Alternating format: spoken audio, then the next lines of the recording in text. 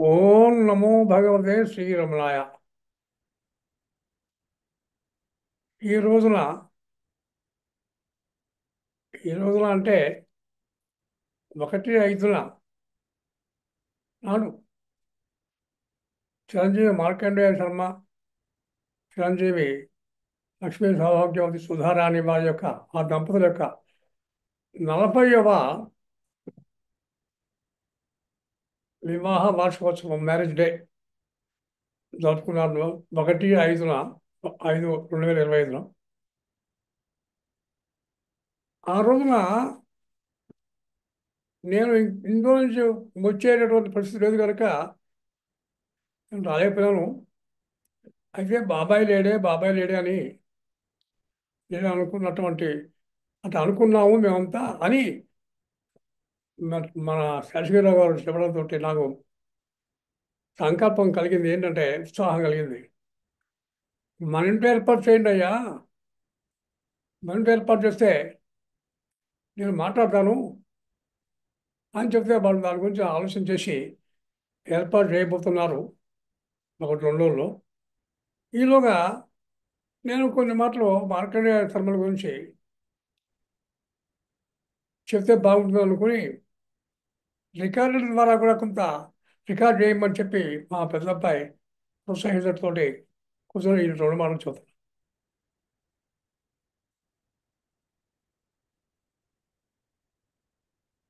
ముఖ్యంగా ఒక introductory remark తోటి నేను స్టార్ట్ చేస్తాం. ఏంటంటే ఒక శ్లోకం ఉంది. ప్రత్యక్షం ప్రత్యక్షే గురవస్తుత్యా, పరోక్షే మిత్రబాంధవా, కర్మాంతే దాసభృత్యాచ నా కదాచన పుత్రకా అని ఒక శ్లోకం ఉంది. అంటే గురువులు, గురుతుల్యులైన పెద్దలతోటి వాళ్ళకి ప్రత్యక్షంగా వాళ్ళని స్తుతించవచ్చు, పొగడవచ్చు. ఇక మిత్రులు, బాంధవులు వాళ్ళ గురించి మరి ఎదురుగా వాళ్ళ గురించి వాళ్ళతో చెప్తాము, అది మంచిది కాదు. ఎందుకంటే అది ముఖస్థితి అనిపించుకుంటుంది. అందుచేత వాళ్ళకి వాళ్ళ గురించి ఏదో చెప్పేటప్పుడు పరోక్షముగా చెప్పడం ధర్మం.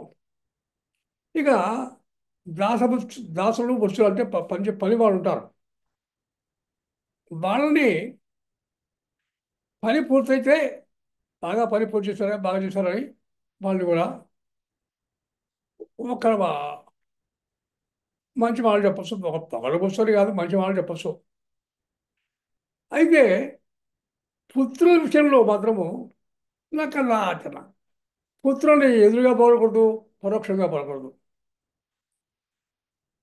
చిరంజీవి మార్కండేయులు నాకు పుత్రుడు వరుస అవుతాడు, మా పెద్దల్ని మనవడు.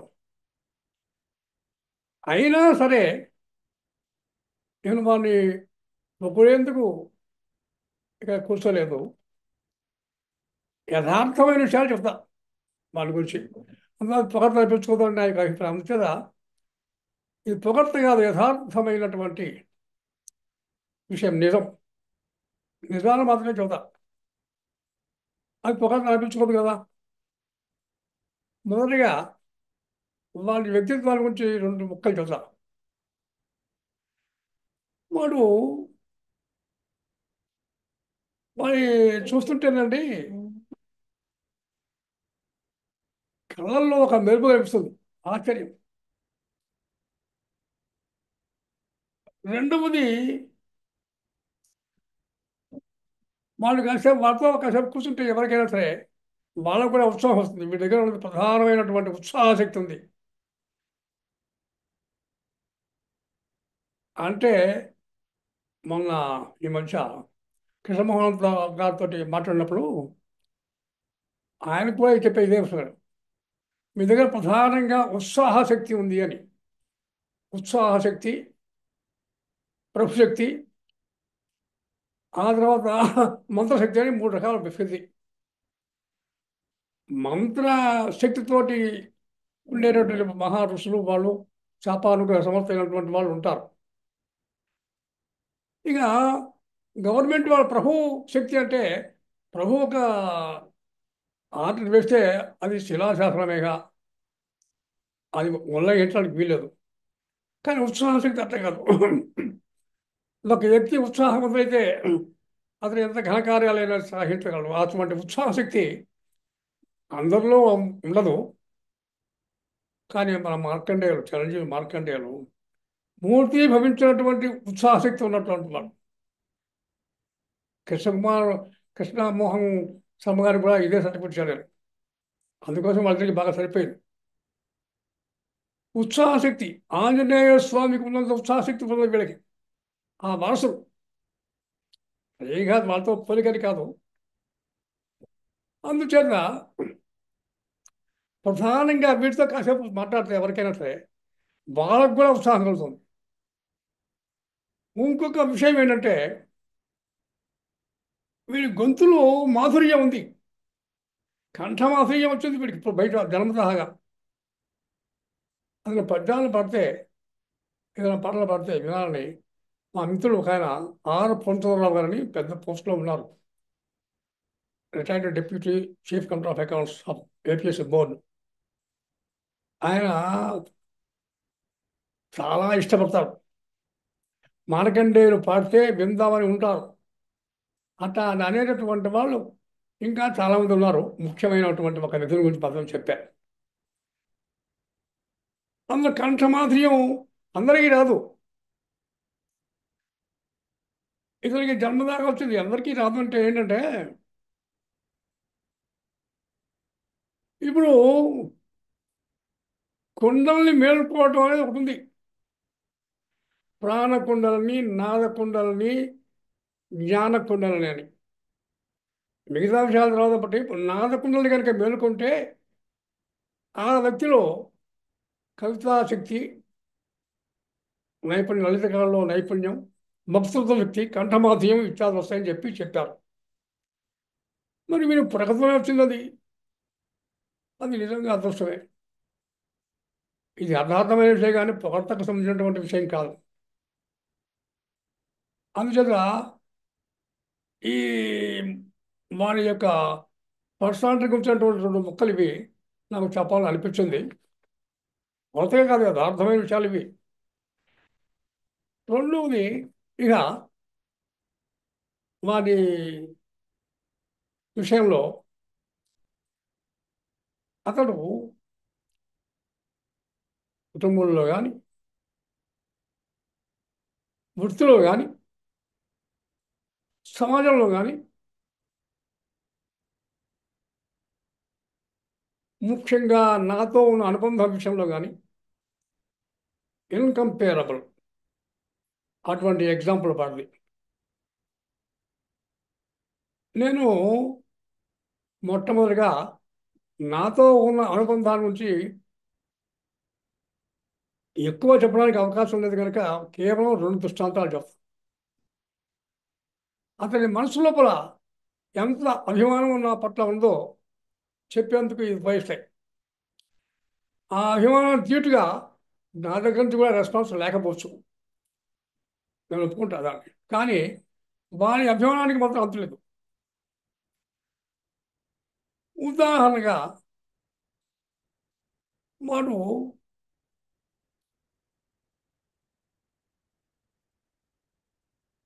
ఉద్యమంలో ఒకసారి ట్రాన్స్ఫర్ అయితే నంద్యాల వేశారు. అక్కడికి వెళ్ళాడు, వెంటనే వెనక్కొచ్చాడు. మళ్ళా ఆర్ఎం దగ్గరికి పోయి, రిజర్వ్ మేనేజర్ అనుకుంటాను, ఇంకెవరు వాళ్ళ అథారిటీ, మాకు నరసరావు చుట్టుపక్కల ట్రాన్స్ఫర్ చేయండి. నరసరావు మా బాబాయ్ గారు ఉన్నారు, దానికి దగ్గరలో ఉండేటటువంటి ఏ బ్యాంకులో అయినా సరే మాకు బిల్లు కల్పించండి. లేకపోతే I will go on retirement, voluntary retirement, I will retire అన్నాను. ఈ మాట నాకు విన్న తర్వాత నాకు ఒళ్ళు జాగరించింది. ఎందుకంటే వీడి పనులన్నీ ఎట్లా ఉంటాయంటే అవతల వ్యక్తుల హృదయాన్ని స్పందింపజేసేవిగా ఉంటాయి. హృదయ స్పందన అవతల వాళ్ళకి కలుగుతుంది వీటితో మాట్లాడితే. ఇందాక చెప్పాల్సిన మాట ఇది. హృదయం స్పందింపజేసేటటువంటి కెపాసిటీ అందరికి ఉండదు. ఇంటలెక్చువల్గా ఉండొచ్చు, మరొక రకంగా ఉండొచ్చు, ఏదైనా మర్యాద ఉండొచ్చు.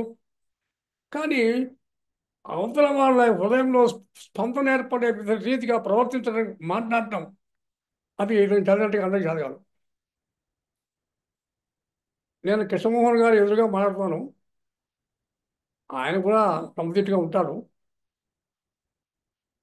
ఇప్పుడు మనం మార్కెట్ మేళ గురించి మాట్లాడుతున్నాంగా, అందులో ఇది అంత దూరం వెళ్ళాడు. ఈ మాట ఆరంభ చెప్పాల్సిన అవసరం లేదు. నిజానికి వృత్తి అన్న తర్వాత ఆక్యుపేషన్ తర్వాత ఛాన్సెస్ ఉంటాయి. కొన్నాళ్ళు దూరంగా వచ్చిన అంతకు ముందు వాడు భువనేశ్వర్లో కొన్నాడు. సో ఇట్లాంటి సందర్భంలో ఆ మాట వాడు అన్నాడు అనే మాట నేను విన్న తర్వాత నిజంగా నాకు హృదయం స్పందించదు, ముళ్ళు జ్వలించదు అంతే. అదేవిధంగా ఇంకో దృష్టాంతం, ఎక్కువ విషయాలు చెప్పడానికి అవకాశం లేదుగా, ఒక్క దృష్టాంతం చెప్తాను. నాకు యాక్సిడెంట్ అయ్యి 11 కోట్లు పడి మంచం మీద ఉన్న సమయంలో మా పిల్లలు దూరం నుండి రావడానికి అవకాశం కుదరక రాకపోయినప్పుడు, కానీ ఆ విషయం వాడికి లేదు. వాడు భువనేశ్వర్లో పనిచేసేటప్పుడు వాడి కుమార్తె గర్భిణిగా ఉంటే ఆమె చూడటానికి వచ్చాడు హైదరాబాద్, తలపెట్టుకొని, షార్ట్ లీవ్. రాగానే వాడికి మాట తెలిసింది, ఇట్లా నాకు యాక్సిడెంట్ అయింది, బాబాయ్కి మంచం మీద నాలుగు కొట్టేశాను. వెంటనే వెంటనే కారు వేసుకొని వాళ్ళ అబ్బాయి వాళ్ళు కలిసి వచ్చారు. వచ్చి చూశారు. చూసి ఇంకా డిసైడ్ చేస్తున్నాడు, పిల్లవాడు నువ్వు కారు వేసుకొని ఇంటికి పోతున్నాడు. నా దగ్గర 10 రోజులు ఉన్నాడు. నా గదిలో టాప్ మీద పడుకున్నాడు. అమెరికా ఫ్యాన్ ఎక్కువ కావాలి, కానీ మినిమం ఫ్యాన్ని పెట్టుకుంటాను, 2లో పెట్టుకుంటాను, వాడికి 5 కావాలి. కానీ దాన్ని భరించాడు, కట్టగొడవలతో ఉంచాడు. నా దగ్గర ఒకటి లొంగి తీసుకున్నాను అంతే, 4 గొడవలు ఉత్తుకొని ఆరేసుకున్నాను. ఈ 10 రోజుల్లో నాకు సేవ చేశాడు. సార్ అంత వివరాలకు పొక్కర్లేదు. కుట్లు పడిందాకా, కుట్లు వెంపదీసేదాకా ఉండి కారులో హైదరాబాద్ తీసుకెళ్ళి మా రెండో ఇంట్లో దిగబెట్టి అప్పుడు వెళ్ళానండి. ఇది సామాన్యంగా ఎక్స్పెక్ట్ చేసే విషయం కాదు. ఎందుకంటే మా పిల్లలు వస్తారు, వాళ్ళు ఒక రోజు అటు ఇటుగా దానికి అవకాశం ఉంటుంది, వాళ్ళు రాకుండా ఎట్లా ఉంటారు, వచ్చారు చూస్తారు. కానీ మీరు ఈ వార్త వినంగానే ఆ రకంగా వచ్చి పిల్లవాడిని వెనక వచ్చి కారులో కట్టుగొడవలతో ఇక్కడ 10 రోజులు ఉంటామంటే అది అసలు ఊహించడానికి వీలైనటువంటి విషయం. అట్లాంటి అనూహ్యమైనటువంటి స్పందన నాలో కలిగించాడు వాడు. నేను ఏం చేస్తాను దానికన్నా చివరికి అనుకూలబెట్టి ఒక సెలవు చెప్పాను అంతే. తర్వాత భారత భాగవతాల మధ్య బురిపండ్ల అప్పలస్వామి గారి పుస్తకాలు అంటే ఇంకా చాలా పెద్ద పెద్ద వాల్యూమ్స్ 10-15 ఉన్నాయి. అవన్నీ వాడి కాళ్ళ మీద పెట్టి వాడి చేతి ఇచ్చా, ప్రజెంటేషన్ ఆస్వాదించాం. అంతకంటే ఏం చేయగలం. కాబట్టి ఇది అవతల వాళ్ళ యొక్క వ్యక్తుల యొక్క హృదయంలో స్పందన కలగజేసేటటువంటి లక్షణం వాళ్ళ దగ్గర ఉందని చెప్పడానికి ముఖ్యంగా నాతో ఉన్న అనుబంధాల గురించి చెప్పాను. అది చాలు. ఇక కుటుంబంలో వాడు కుటుంబంలో వాళ్ళ సమిష్టి కుటుంబంలో 3 అన్నదమ్ములు, 3 చెల్లెళ్ళు ఉన్నారు, పిల్లలు. అందరికంటే ఎక్కువ వాళ్ళ తల్లిదండ్రులు సేవించినటువంటి వాడు వాడే ఉద్యోగంలో చేరినప్పటి నుంచి కూడా వాళ్ళ దగ్గర ఉండి వాళ్ళు సేవించినటువంటి వాడు. వాళ్ళు కొంచెం కష్టంగా మాట్లాడినప్పుడు అన్ని పడి, వాడే కాకుండా వాడి భార్య కూడా పడి ఇట్లా చేసినటువంటి వాడు సామాన్యం కాదు. అంతేకాదు ఆ ఆల్వాల్లో హైదరాబాద్లో ఒక ఇల్లు కొన్నాడు వాడు. అక్కడి నుంచి అక్కడికి వాడి ద్వారా వాడి అన్నగారు, వాడి తమ్ముడు, వాడి చెల్లెలు అందరూ వచ్చి ఇల్లు కొనుక్కొని స్థిరపడారు. వీళ్ళు తర్వాత అంటే అర్థం ఏంటంటే సమైక్య కుటుంబంలో ఉండేటటువంటి అందరి యొక్క మంచాలను చూడటంలో వీళ్ళు వెళ్తున్న వాళ్ళు లేదని చెప్పచ్చు. వాళ్ళ అన్నగారి పిల్లల యొక్క వివాహాల విషయంలో కానీ, అదేవిధంగా వాడు ఎంతో పరోపకార జీవి ఎవడు ఎట్లా అంటే వాడి మిత్రుడు ఎవరో ఉన్నాడు. ఆ మిత్రుడు కొడుకు వీడి దగ్గర సంవత్సరం పాటు ఉన్నాడు. ఎందుకు ఉన్నాడో తెలుసుకున్నాం. సంవత్సరం పాటు ఉండి చదువుకున్నాం. అది కాకుండా నర్సాపేటలో వాడు ఉద్యోగం చూసేటప్పుడు అక్కడ పక్కన సింగరేపల్లిలో వాళ్ళ అన్నగారి కొడుకు, వాళ్ళ మేనత్త కూతురు కొడుకు, ఇంకోడు వాళ్ళ బాబాయ్ కొడుకు అందరూ వచ్చి వీళ్ళతో నివాసం చదువుకోవటం, వాళ్ళు చదివించి ప్యాసేయించి వ్యవహారాన్ని వాళ్ళ జీవితంలో ఉన్నతమైనటువంటి స్థితికి వచ్చేటట్టుగా దోహదించినటువంటి వాడు సామాన్యమైన విషయం కాదు. ఎందుకంటే ఒక రకంగా ఇతనికి ఏం చెప్పాలంటే భార్యనికి ఇబ్బంది పెట్టాడు. ఆయన ఇతనికి అనుకూలంగా ఎంతో జాగ్రత్తగా చేసి పెట్టింది. సో సమిష్టి కుటుంబంలో ఉండేటటువంటి బాధ్యతలన్నీ కూడా స్వీకరించి వాళ్ళ వాళ్ళ పెళ్ళిళ్ళే కాదు, వాళ్ళ బంధువుల పెళ్ళిళ్ళు కూడా, బాబాయ్ గారి కూతురు పెళ్లి కానీ ఇవన్నీ ఉన్నాయి, చాలా ఉన్నాయని చెప్పి కనుక అదొక విషయం. కుటుంబంలో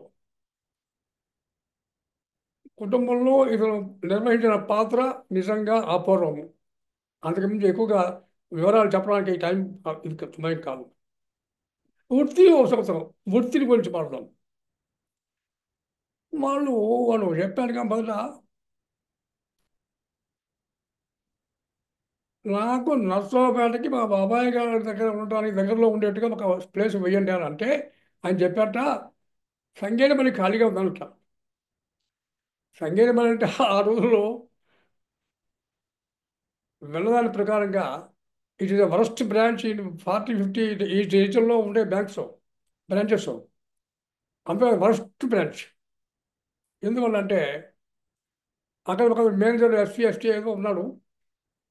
ఆఫీస్ రాడు, వచ్చిన సంతకాలు పెట్టడం, మిగతా షాప్ వాళ్ళు మెయింటైన్ చేస్తారు. అట్లా ఒకట్లా లోన్స్ రావు, డిపాజిట్స్ తీసుకోరు, లోన్స్ ఇవ్వరు. ఇవి ఒకటి కాదు, అన్ని రకాల లోయెస్ట్ పొజిషన్లో ఉండే బ్యాంకు. ఏమంటే బ్యాంకు అక్కడ వెళ్తాను రెడీలీ అగ్రీడ్. ఎందుకంటే చాలా సంతోషం వేసింది కదా. అంతకుముందు పనిచేసి ఉన్నాడు, అంతకుముందు కొన్ని సంవత్సరాలు కదా. రోజు నర్సాపేటలో ఉండి ప్రతిరోజు వెళ్తున్నాడు. అట్లాగే ఇక్కడ నర్సాపేట ఉండొచ్చుగా నాకు దగ్గరగా, అది వాళ్ళ యొక్క అభిప్రాయం. సో అట్లా వచ్చి ఆ బ్రాంచ్లో 2-3 సంవత్సరాల లోపల అది it's should as the best branch in the entire reason.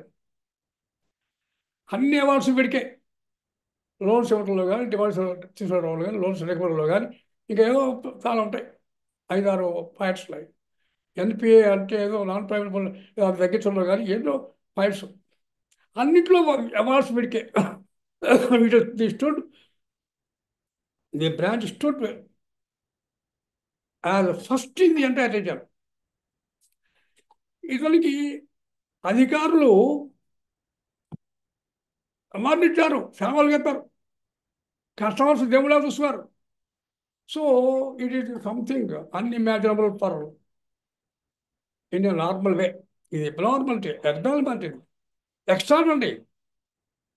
నేను చెప్పాను చేసినటువంటి వర్క్లో ఉండే వివరాలు నాకు తెలియదు, బ్యాంక్ వివరాలు రాసి కాగితం మీద పెట్టి సుమారుగా నేను ఎస్ఏ తయారు చేసి ఏదో పేపర్ పెడతాను.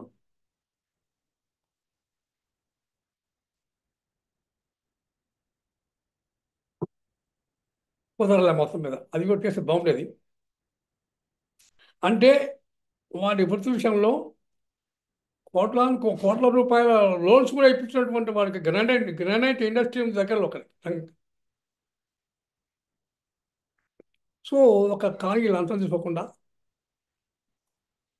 వాళ్ళందరినీ కూడా ప్రోత్సాహపరిచి కస్టమర్స్ని ఎంతో చేసి లోన్ అన్నీ బాగా చేశాడు. అది ఒక ఎగ్జాంపుల్, క్లుప్తంగా చదువుతున్నా. వృత్తి విషయంలో ఉండేటటువంటి ఈ ఎగ్జాంపులరీ పర్ఫార్మెన్సు నేను ఎక్కడ వెళ్ళా, నిజంగా మాట్లాడితే ఇంకా ఉంటాయి, మంచి వాళ్ళు ఉండకపోవడం ఉంటారు. ఇది వృత్తి విషయంలో అంటే క్లుప్తంగా చెప్తున్నా. ఆ తర్వాత ఇతనికి ఇప్పుడు ప్రధానంగా పరోపకార జీవి to the neglect of the self and family. ముందు వెనక చూడడం. దీని గురించి మా పెద్ద అబ్బాయి చెప్పాడు. వాడు ఎవరికో సైకిల్ కావాల్సి వచ్చింది, ఎవరికో ఒక అమ్మాయికి. చేతు అమ్మాయికో అబ్బాయికో చేతిలో సైకిల్ ఇచ్చాడు. కొత్తగా కొన్నప్పుడు 5-6 వేలు పెట్టి వెంటనే ఇచ్చేస్తాడు. అసలు దాని డబ్బులు లెక్క చేసేటటువంటి మనిషి కానే కాదు. పరోపకార జీవి అంటే అదే. నీకు ఒకటే ఒక ఎగ్జాంపుల్ చాలా ఉంటాయి. ఇప్పుడు మేము కొట్టుకెళ్ళాడు. అతను మాధవో ఏదో అతని పేరు ఉంది. వివాహం అతని పోయినప్పుడల్లా వాళ్ళ మంచి చెడ్డలు మాట్లాడుతుంటాడుగా, విచారిస్తాడుగా. పెళ్లి కాలే, 40 ఏళ్ళో 45 ఎంత ఉన్నాయి వాడికి వయసు. మిరిపోయింది. మొదటి పిల్లవాడు. ఏదో ఒక సంబంధం పెండింగ్లో ఉన్నది. వీడు కలప చేసుకొని ఆ సంబంధాన్ని నిశ్చయం చేసుకొని అతనికి వాళ్ళ అన్నదమ్ములు లేకుండా కోపరేషన్ లేకపోతే కూడా తరకు చేయకుండా ఇతను పిల్లలు తీసుకుని వాళ్ళతో మాట్లాడి వాళ్ళు ఒప్పించి వాళ్ళు దిగొచ్చి తాంబూలాలు కూడా తన ఇంట్లోనే ఇప్పించి తీసుకొని వాళ్ళని వివాహం చేసి వాళ్ళు ఒక దారికి దిగొచ్చి ఒక పద్ధతిగా వాళ్ళ సంసారాన్ని తీర్చడం వాళ్ళు వాళ్ళు ఆజన్మాత్రం వాళ్ళ కృతజ్ఞతగా ఉంటారు, మాటి మాటికి వస్తుంటారు కూడా. వీళ్ళు సెన్స్ ఆఫ్ గ్రాటిట్యూడ్ ఎక్కువ, కృతజ్ఞతా భావం. కృష్ణమోహన్ గారు ఒక సందర్భంలో వీడికి హై బీపీ వస్తే అర్జెంటుగా కృష్ణమోహన్ శర్మ గారు వాళ్ళ నాన్న తీసుకుపోయి బాగు చేయించడం, నిమిషాల మీద తీసుకుపోయి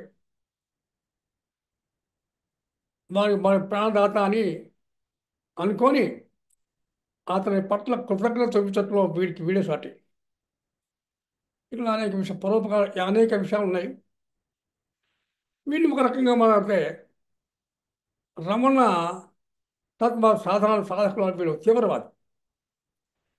ఏదైనా ఎక్స్ట్రీమ్ లెవెల్కి పోతాడు వాడు, సందేహించడం. ఆ గిరి ప్రదక్షిణ కార్యక్రమాలు గురించి కనుక చెప్పడం మొదలెడితే అది పెద్ద హిస్టరీ అవుతుంది. ఒక చిన్న సీన్ చెప్తా. 15 మంది, 20 మంది, 30 మంది, 18, 20, 24 ఎంతమంది ఉన్నా వెనకాల ఫ్రంట్ లైన్లో మధ్యలో వీడు, అటువైపు శ్రీరామూర్తి, ఇటువైపు నేను. మేము రమణ అష్టోత్తరంలో ఒక నామం చదవటం, వీడు ఒక పద్యం చదవటం పెద్దగా. అక్కడ అర్థమే ఉంది. గిరిపక్ష సమయంలో రాత్రిపూట పగలు కూడా ఒక జర్మన్ ప్రొఫెసర్ ఎవరో రికార్డు చేసిన మాట మాటిగా వచ్చి వీళ్ళు వాళ్ళ దగ్గర వచ్చి రికార్డ్ చేసుకున్నాను. అలీ అన్న వాళ్ళ దగ్గర పరిచయం అయింది. అందరూ మాట్లాడారు. హౌ స్వీట్ ఇది లాంగ్వేజ్ అన్నాను. హౌ స్వీట్ లాంగ్వేజే కాదు, how how sweetly you how sung అన్నాను. సో